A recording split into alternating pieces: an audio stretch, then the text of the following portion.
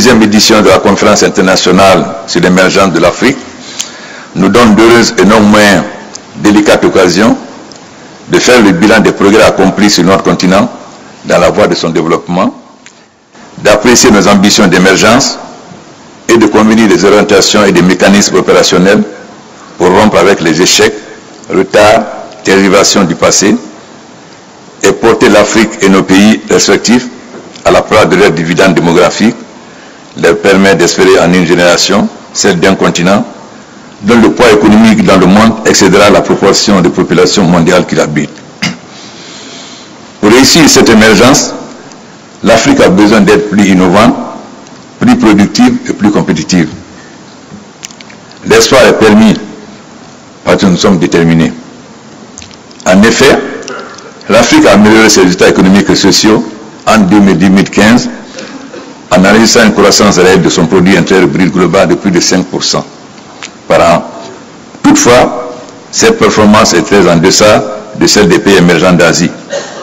Elle ne s'est pas encore traduite par une transformation structurelle des économies africaines qui, presque dans leur totalité, restent des producteurs exportateurs de matières premières et de produits de base qui ne contiennent qu'une faible part de la valeur ajoutée des chaînes de valeur dans le monde. Le défi auquel notre continent est confronté au cours de la présente et prochaine génération est double. Premièrement, transformer structurellement nos économies, nos institutions et nos sociétés pour cesser d'être uniquement des producteurs de matières premières et embrasser toute la chaîne de valeur mondiale de nos produits. Deuxièmement, relever fortement les investissements pour réaliser une croissance économique réelle à 2 chiffres, au moins au niveau des performances que l'Asie du Sud-Est émergente a enregistrées au cours des dernières générations, et hisser la part de notre continent africain dans le PIB mondial de 3% en 2016 à près de 20% en 2050. La première édition de la conférence internationale sur l'émergence de l'Afrique avait mis l'accent 1. Sur le rôle développationniste de l'État, les changements dans les modes de production et de consommation et le développement humain. La déclaration d'Abidjan qu'elle a adoptée recommande qu'un centre de veille stratégique soit institué et que la conférence se tienne tous les 2 ans pour vulgariser les bonnes pratiques en matière d'émergence. En approfondissant la réflexion sur l'émergence de l'Afrique, la présente édition devrait convenir des repères à fixer dans le plan de développement de l'émergence pour la transformation de l'Afrique et l'accroissement de la part de l'Afrique dans la production des richesses mondiales, conformément à l'agenda 2063 de l'Union africaine et les objectifs de développement durable des Nations Unies. En échangeant sur les bonnes pratiques, elle devrait souligner l'importance de la mise en place d'un cadre de suivi et évaluation de la mise en œuvre des plans et politiques d'émergence et de mesure des progrès par rapport aux indicateurs d'émergence. L'objectif d'émergence des pays africains à l'horizon d'une génération, soit d'ici 2050, est très ambitieux, mais il est atteignable et devrait guider nos actions et nos politiques et programmes économiques, sociaux et de développement. Pour le réaliser, la sphère économique et financière a son importance, notamment pour apprécier des indicateurs de succès, mais elle n'est pas suffisante. Il est nécessaire de prendre en compte non seulement des équilibres et la stabilité macroéconomique, mais aussi accroître les investissements dans les infrastructures, les équipements sociaux, les activités productives pour réaliser la diversification et la transformation économique structurelle, mettre en œuvre des politiques vigoureuses de développement humain et social et renforcer les institutions, la gouvernance, la lutte contre la corruption et la participation citoyenne. Pour réussir la transformation structurelle, inclusive et durable de notre économie nationale, de nos institutions et de nos sociétés, la maîtrise des énergies renouvelables et de l'économie verte, ainsi que la révolution technologique ou 4e révolution industrielle en cours dans le monde est indispensable. Elle mettrait notre jeunesse à égalité avec toutes les jeunesses de par le monde et nous permettrait de rattraper le temps perdu par rapport aux 3 précédentes révolutions industrielles, et ainsi de construire des sociétés d'émulation de la connaissance, de l'innovation et de la compétitivité. À cet égard, je voudrais saisir cette occasion pour féliciter les pays africains pour les progrès progrès accomplis, notamment les 27 pays qui se sont lancés explicitement dans des plans d'émergence, y compris les 13 pays qui ont fait l'objet d'études de cas par le PNUD et dont nous visiterons à émuler de bonnes pratiques. Je voudrais également encourager tous les participants à cette conférence à veiller à nous faire des propositions concrètes de politique de développement et d'émergence, ainsi que d'indicateurs de mesure, ayant pour objectif de permettre à tous les pays africains de formuler et mettre en œuvre avec succès des plans d'émergence ambitieux. Les enjeux de notre succès dans l'émergence, c'est l'emploi des jeunes et la maîtrise des flux migratoires. Ceci d'inclusion de toutes et de tous dans la production de partage des richesses, notamment des femmes africaines. Concernant les politiques macroéconomiques, il s'agira de veiller à accroître l'effort fiscal et douanier bien au-delà des 20% du PIB et de dégager une épargne budgétaire substantielle pour autofinancer une part notable des investissements publics, renforcer les marchés financiers intérieurs, y compris les transferts des Africains de la diaspora, et recourir aux partenariats publics-privés pour maîtriser l'endettement extérieur dans les limites viables. Il s'agira aussi d'encourager l'investissement privé national et étranger pour réaliser durablement des objectifs de croissance réelle à 2 chiffres. La forte croissance durable et inclusive contribue à améliorer la qualité de vie des populations, aussi bien en ville qu'en milieu rural. Pour ce faire, il est toutefois très important de continuer à renforcer les systèmes de santé et d'éducation. Enfin, la participation citoyenne, la bonne gouvernance, le renforcement des institutions permettront d'assurer la transformation, la croissance et le développement durable inclusif, de générer des revenus et des emplois, ainsi que la paix, la qualité et la stabilité économique, sociale et politique pour une Afrique nouvelle émergente.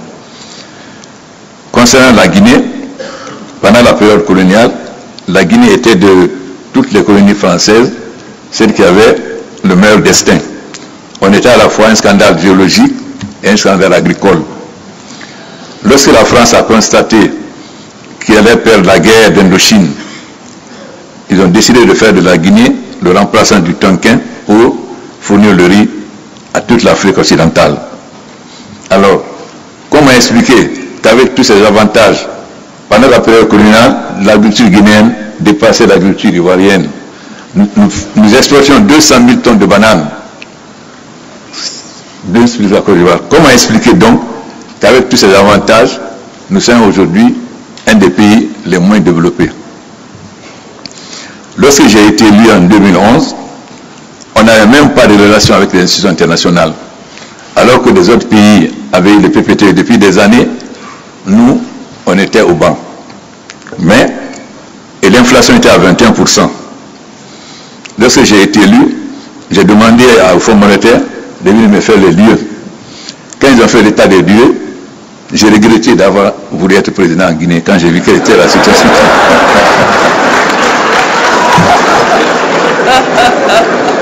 Et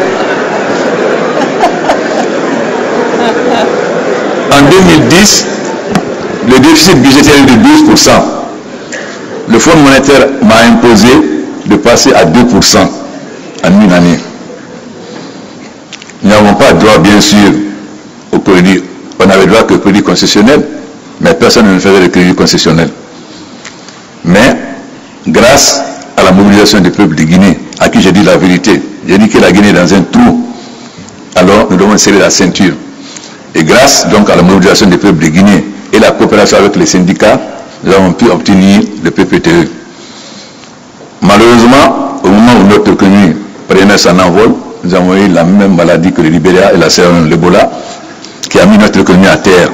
Mais le peuple de Guinée est un peuple courageux et laborieux. Nous avons donc repris notre marche en avant. Mais ce n'est pas... La Guinée a presque la moitié des réserves mondiales de bauxite. On occupait à peine 1% du marché international. Quand je suis arrivé, on faisait à peine 13 millions de tonnes. L'année dernière, nous avons fait 30 millions. Cette année, nous ferons 60 millions. Et nous allons devenir en 2019 le premier producteur de bauxite dans le monde. Pas seulement la bauxite, mais la transformation en alumine. Évidemment, nous avons comme concurrent l'Australie. L'Australie a un avantage sur nous. Ils sont plus proches de la Chine qui est le principal consommateur. Notre bauxite est de meilleure qualité. Comment nous avons rattrapé ce retard? En faisant des ports en eau profonde. Aujourd'hui, nous avons 3 ports en eau profonde. Bientôt, nous allons avoir 2 autres. Ça veut dire des ports où des bateaux de 200 000 à 300 000 tonnes peuvent partir. Donc, nous gagnons sur le trafic, parce que 200 000 tonnes, ce n'est pas 30 000 tonnes. Donc aujourd'hui, nous avons rattrapé notre retard, enfin notre inconvénient par rapport à l'Australie. Nous avons l'avantage d'avoir une meilleure bauxite. C'est ce qui nous permet aujourd'hui de faire la zone économique sino-guinéenne. Pourquoi, mon frère Alassane? Les bateaux de bauxite, en partant, vont plein de bauxite. À revenir, ils reviennent vides. Alors pourquoi ne pas utiliser cela pour faire de Kamsa un hub? Ça veut dire si un conteneur qui en a à Dakar coûte $1000, et il peut le transporter à $100 à Kamsa, et on fait le transbordement, peut-être ça arrivera chez Macky Sall à $500, et en Côte d'Ivoire à $600. En même temps, cela nous permet aussi de pouvoir importer des usines clés en main pour transformer, puisque le transport ne coûtera pas cher. Et cette zone économique va créer une ville de 45 000 habitants au départ, avec 30 000 emplois. Mais en 2025, ça sera une ville de 200 000 habitants avec 100 000 emplois. Et vous verrez que cette ville a créé un endroit où il n'y avait rien. Mais, même si les mines sont importantes, bien sûr, nous avons le mine de fer de Simandou, qui est le plus riche au monde. Mais quand je suis arrivé, cette mine avait été presque bazardée à un diamantaire qui n'était pas du tout dans les mines et qui avait vendu la 51% au Brésil à 2,5 milliards de dollars. Quelqu'un qui dit qu'il a investi 100 millions, il vend la moitié à 51 millions de dollars. Ça veut dire qu'il avait gagné 5 milliards sur le dos de la Guinée. C'est pourquoi mon frère Alassane, je n'ai pas voulu négocier avec Steinmex, même quand il m'en a parlé, j'ai dit qu'il faut ça mec pas de la Guinée. Et aujourd'hui, nous avons récupéré notre mine. Même s'il continue à nous diffamer parce qu'il a beaucoup d'argent acquis n'importe quoi sur la presse internationale, le crachet de crapaud ne peut pas tacher la branchère d'une colombe, mon frère. Malheureusement, le prix du fer avait beaucoup baissé, est passé de 180 à 40 $, mais aujourd'hui, il est remonté à 80 $. Donc nous avons l'espoir que bientôt, nous allons pouvoir exploiter notre minerai de fer de Simandou. C'est le minerai de fer le plus riche au monde et qui est le plus grand projet actuellement en Afrique. Mais nous ne voulons pas baser le développement de la Guinée sur les mines. Bien sûr, nous avons le diamant, nous avons l'or, nous avons la bauxite, nous avons le fer. Et nous avons beaucoup d'autres minéraux, nous avons les indices comme le cuivre, cobalt, etc., platine, uranium, etc. Donc nous sommes en train de faire la géophysique au 100 millième pour pouvoir les exploiter. Mais c'est l'agriculture qui va être la base et l'agro-industrie. Avant cela, c'est d'abord l'énergie. Il y a eu coupure de courant un jour à Bamako. Les Maliens sont sortis avec des pancartes. Bamako, c'est pas Conakry.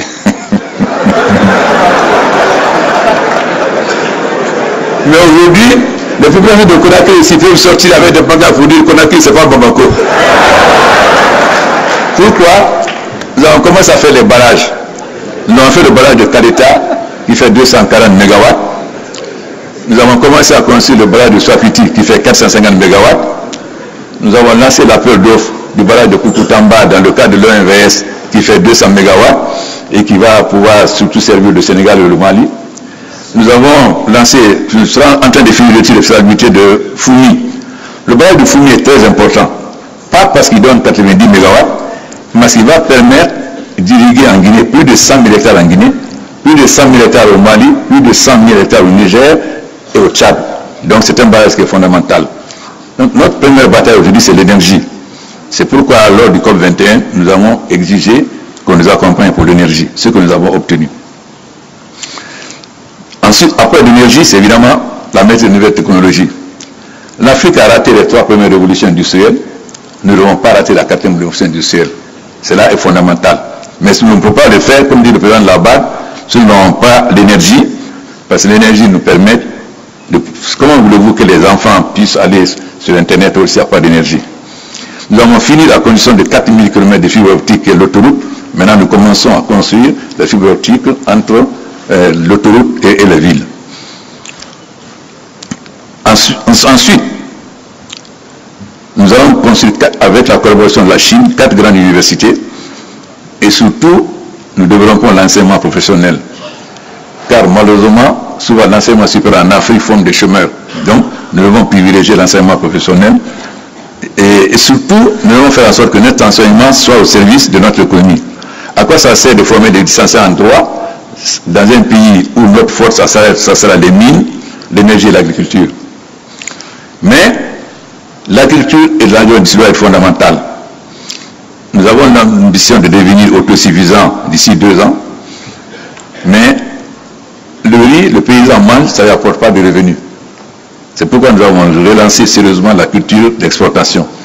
Grâce à la coopération avec la Côte d'Ivoire, nous avons commencé le cacao Mercedes. Parce que notre retard, la Guinée est très en retard. Mais comme j'ai dit, il y a un grand philosophe qui disait qu'une mauvaise chose peut transformer en une bonne chose. Je ne vais pas dire le nom parce qu'Alassane va sauter. Ou bien je dis. Alors il s'agit du président Mao Tse-tung. Donc, si je prends dans le domaine du cacao, nous allons commencer par le cacao Mercedes. Et le cacao Mercedes produit au bout de 18 mois. C'est-à-dire, notre retard va nous permettre d'aller vers les productions les plus avancées parce que nous allons bénéficier des recherches que les autres ont faites pour partir plus haut. Ensuite, avec les nouvelles technologies, nous allons pouvoir transformer. Là où les autres ont mis 10 ans, nous pouvons mettre 2 ans.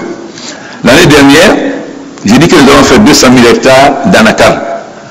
Mon haut représentant, Sidi Touré, a dit non, ce n'est pas possible. Mais il a vu que nous avons fait 204 000 hectares et non pas 200. Et cette année, nous allons faire 300 000 hectares. Ça veut dire nous allons presque multiplier par 10 notre production d'anacarde. Grâce à la coopération avec l'Éthiopie et le Rwanda, parce que nous avons un avantage sur vous, nous pouvons faire le café arabica au Fouta Jalou. Donc, la coopération avec...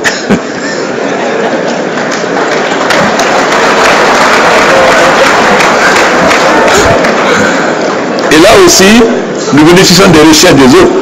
Kagame, le Premier ministre éthiopien, nous donne des variétés de café arabica les plus performantes.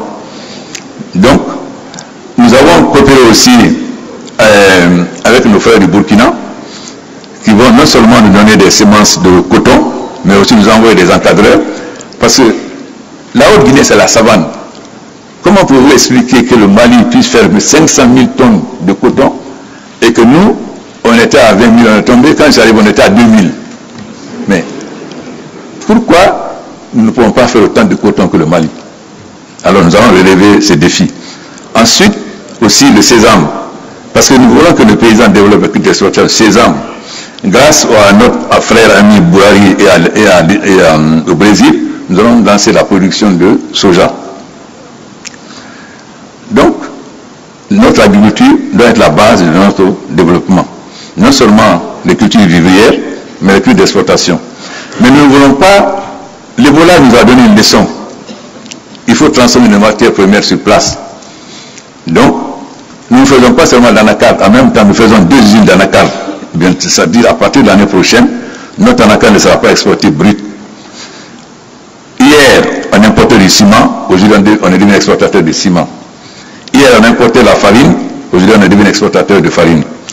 Grâce à la coopération avec le Maroc, la Guinée va être le premier pays en Afrique à atteindre l'objectif de 50 tonnes d'engrais par paysan, grâce à la coopération avec le roi du Maroc. Nous allons aussi développer, avec la bienveillance du président du Zimbabwe, nous allons aussi développer la culture du maïs blanc. Parce que le Maroc importe chaque année 2 millions de tonnes de maïs des États-Unis. Donc, en accord avec la coopération avec le Maroc, nous allons donc faire du maïs blanc et exporter une bonne partie au Maroc. Nous avons, le roi du Maroc nous vend 100 000 tonnes d'engrais et au prix sans subvention. Parce que quand nous on achète l'engrais à 100 francs, on vend au pays à 50 francs.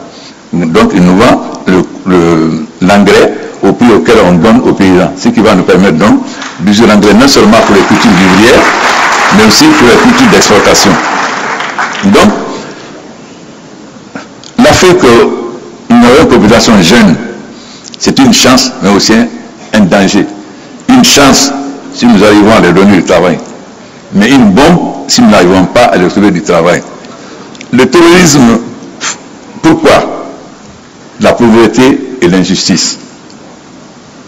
Plus nous luttons contre la pauvreté, moins il y a le terrorisme.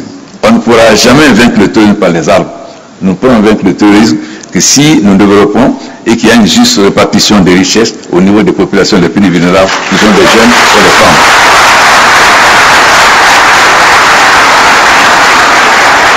Ensuite, l'intégration économique.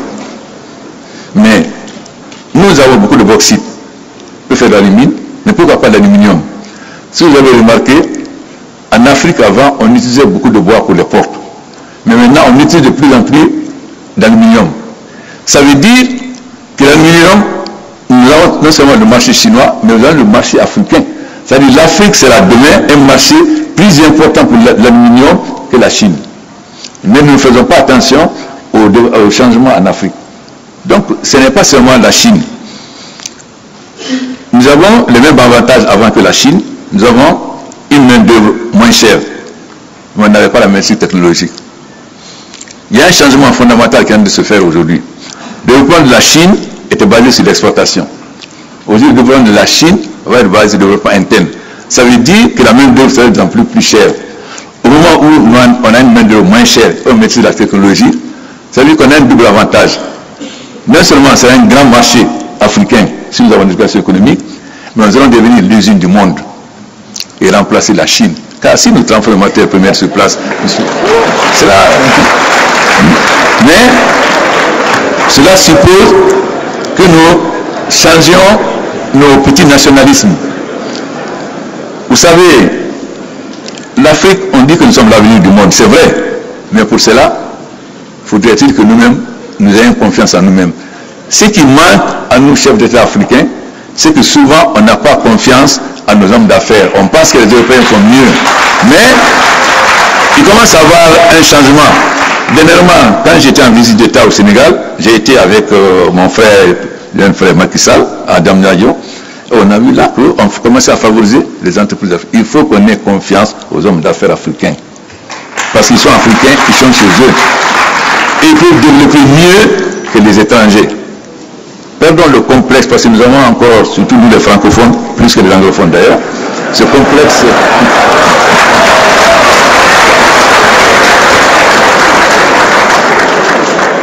Mais je crois que les choses commencent à évoluer. Car l'Afrique doit prendre son destin en main. À Deville, Issoufou et moi, on avait mis les grandes puissances en garde. N'intervenez pas en Libye. Votre intervention va avoir deux conséquences. La somalisation de la Libye et la prolifération des armes chez nous. Qui connaît comment la Libye était gouvernée, c'est que si Kadhafi n'est pas là, chaque Libye va prendre son indépendance. Donc il n'y a pas d'État, c'est comme la Somalie. Et tout le monde savait que la Libye était un arsenal. Voilà aujourd'hui les conséquences que nous subissons. Donc, ce qui est important, c'est qu'aujourd'hui l'Afrique est en train de changer, vous ne savez pas. L'Union africaine était financée par l'Union européenne. Comment voulez-vous parler d'indépendance?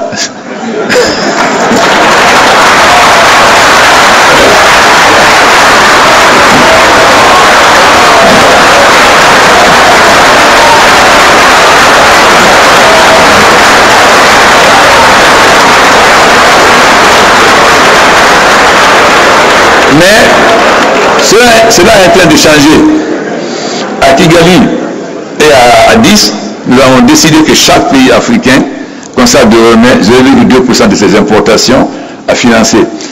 Donc ce financement va dépasser les besoins de fonctionnement de l'Union africaine. Nous avons décidé qu'on continue et on met le reste à la Banque de développement chez nos frères de Sina pour qu'ils puissent davantage financer. Ensuite, le président Kagame a proposé des réformes extrêmement importantes. Quand il y a un sommet de l'Union africaine, de l'Union européenne, pardon, tous les 6 à 10 heures, tous les chefs d'État sont dans la salle à 10h moins 5. Nous, quand on dit 10 heures, chef d'État va à midi. Si on commence à midi, on a commencé tôt.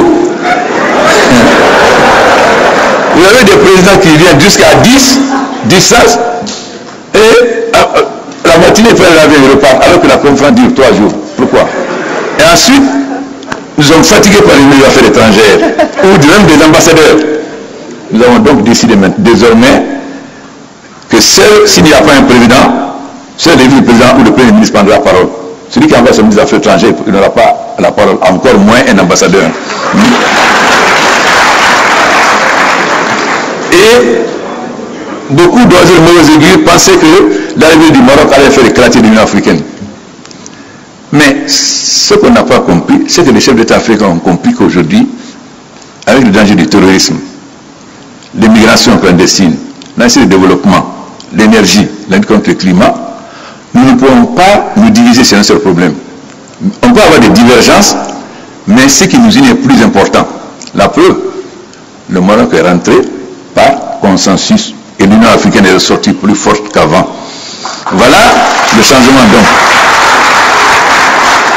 Nous avons constaté aussi que quand l'Afrique parle d'une seule voix, on est écouté. Vous vous rappelez que lorsque nous étions en Afrique du Sud, j'ai fait une lettre que j'ai fait signer par chacun d'entre vous.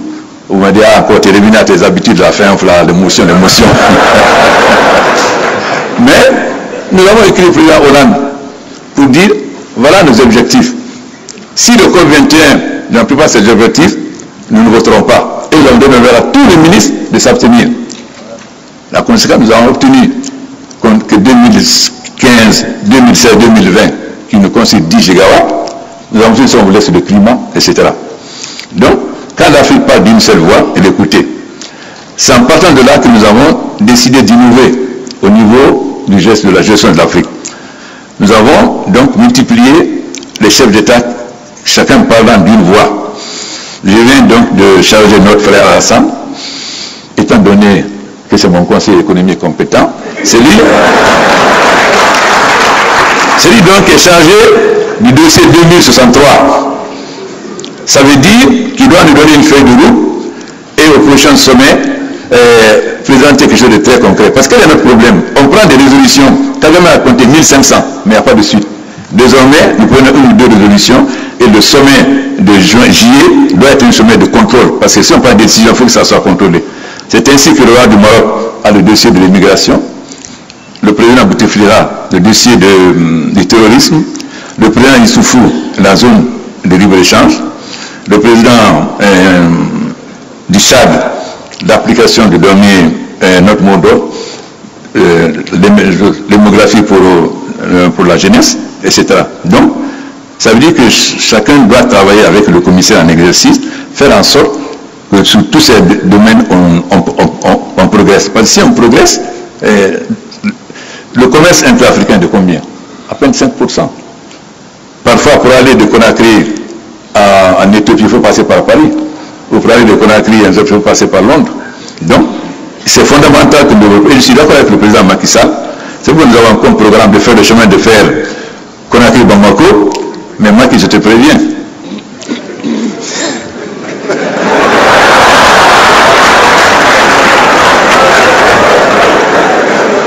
Le port de Conakry-Bamako est plus près du port de Conakry par rapport à Dakar de 200 km. 200 km. Ensuite, évidemment, nous nous battons pour le Transguinéen, c'est-à-dire le chemin de fer qui va partir de Simandou à Folkaya. Mais vous savez, nous avons beaucoup souffert des multinationales. Rio Tinto a gelé notre mineur de fer, comme on gère en jachère, comme on met un champ en jachère, pour exploiter son mineur de fer d'Australie. Parce que comme notre mineur de fer est fer magnétique riche, si ça vient sur le marché, ils ne pourront pas vendre leur mineur de fer. Pendant des années donc, ils ont géré notre mineur de fer. Voilà les leçons que nous devons tirer. Nous devons avoir la maîtrise, connaître exactement quelles sont les richesses. Parce que très souvent, ils nous disent la teneur qu'ils veulent. On n'a pas la capacité de savoir, il faut dire 40% alors que 70%. Donc, si nous nous renforçons, si nous travaillons ensemble, Pourquoi nous allons vendre notre minerai de fer d'or? Pourquoi nous n'allons pas transformer en acier? Mais cela n'est pas possible dans le cadre d'un État. Mais si on est ensemble dans l'Afrique de l'Ouest, pourquoi ne pas créer des sociétés où la Côte d'Ivoire a 5%, le Sénégal 30%, 30%, et à ce moment-là, on peut transformer le minerai de fer en acier, et nous sommes aujourd'hui, on va être le plus grand consommateur d'acier. Ce que les gens ne comprennent pas, tout le monde parle de la Chine comme le plus grand marché. C'est vrai pour le moment. C'est pourquoi nous avons signé un accord stratégique avec la Chine dernièrement lors de mon voyage d'État. Infrastructure contre mine. Parce que si nous sommes en train de résoudre le problème de l'énergie, nous avons un grand problème en Guinée, c'est les routes. Nous n'avons pas de route. Donc, nous avons fait un accord stratégique. Mais attention, notre accord stratégique ne veut pas dire qu'on donne une mine à la Chine. Non. On dit, vous nous donnez tant de milliards pour telle infrastructure. Donc, ça correspond à quoi au niveau de la bauxite? Si ça correspond à 2 milliards de tonnes de bauxite et que nous avons 4 milliards, évidemment, on ne vous donne pas la bauxite. On vous permet d'exploiter jusqu'à 2 milliards, à partir de 2 milliards maintenant. On ne va pas commettre l'erreur que les Aïrs avaient fait en donnant contre prêt des mines qui étaient beaucoup plus importants que le prêt que la Chine donnait. Nous avons tiré les leçons aussi de cela. Donc, il est important que vous insistiez sur l'intégration africaine. Si la Côte d'Ivoire a pris davantage de faire une usine de ciment, pourquoi je vais en faire en Guinée? Ça n'a pas de sens. Malheureusement, nous sommes étroits au point de vue politique. C'est-à-dire, lorsqu'il y a un petit problème, la Côte d'Ivoire ferme ses frontières. Alors, on ne peut plus avoir de ciment. C'est ça qui amène les pays africains à faire les mêmes choses. Il faut que vous amenez les chefs d'État africains à séparer les problèmes de développement économique et commerciaux des problèmes politiques. C'est-à-dire, quels que soient les problèmes entre deux États africains, cela ne doit pas influer sur les acteurs économiques et commerciaux. Ça, c'est le peuple qui doit imposer.